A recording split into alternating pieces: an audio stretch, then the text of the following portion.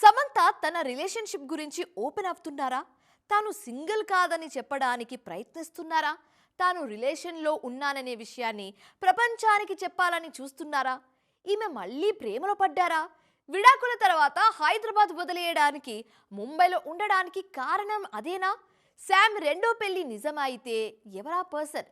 Good news ఎప్పుడు? విడాకుల తర్వాత సమంత కాన్సంట్రేషన్ అంతా బాలీవుడ్ పైనే ఉంది. తెలుగు ఇండస్ట్రీకి రమ్మన్నా రావట్లేదు. పైగా సినిమాల కంటే ఎక్కువగా వెబ్ సిరీస్లు మాత్రమే చేస్తున్నారేమే. 2 ఏళ్ల కింద విజయ్ దేవరకొండ ఖుషీ సినిమాలో నటించాక తెలుగులో కనిపించడమే మానేశారు శామ్. ప్రస్తుతం ఈమెపై క్రేజీ రూమర్స్ వస్తున్నాయి. కొన్నేళ్లుగా బాలీవుడ్ దర్శకుడు రాజ్ నిడుమూరితో సమంత డేట్ చేస్తున్నట్లు ప్రచారం జరుగుతుంది. సమంత నటించిన ఫ్యామిలీ మ్యాన్ 2, సిటాడెల్ సిరీస్లను తెరకెక్కించిన దర్శకుల్లో రాజ్ ఒకరు. మరో దర్శకుడు డీకే.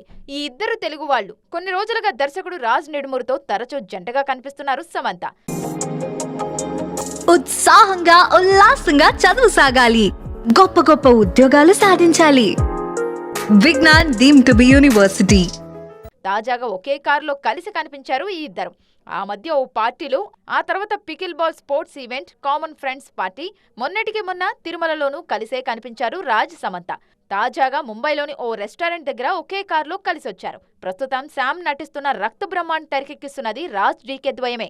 ఇదంతా చూస్తుంటే తాను సింగిల్ కాదని శామ్ హింట్ ఇస్తున్నట్లే అనిపిస్తుంది.